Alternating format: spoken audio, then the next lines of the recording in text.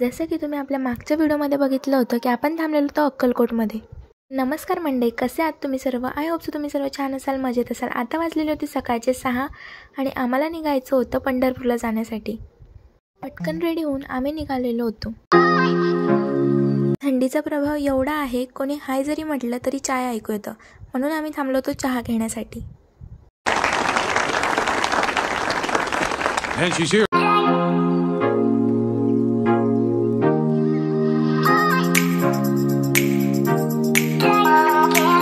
Finally आम्ही पोहोचलेलो होतो पंढरपूरमध्ये आणि पंढरपूरला खूप छान छान स्टॅच्यूजही होते।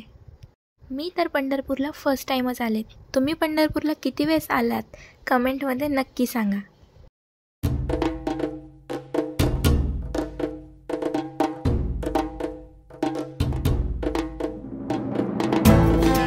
दर्शनाला जाण्याआधी आम्हाला जायचं होतं चंद्रभागेमध्ये स्नान करायला।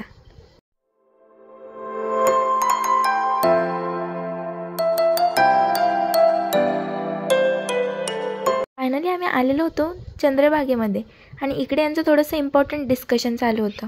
पाणी इतके थंड आणि स्वच्छ होते की पाण्यामधून बाहेर यायचं मनच होत नव्हतं। पाण्यामध्ये खूप वेळ टाइमपास केल्यानंतर फायनली आम्ही बाहेर आलो होतो।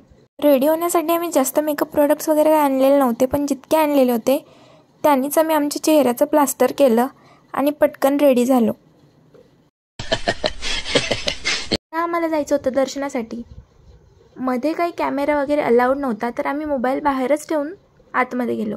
दर्शन वगैरे झाली आणि थोडीशी शॉपिंग केली।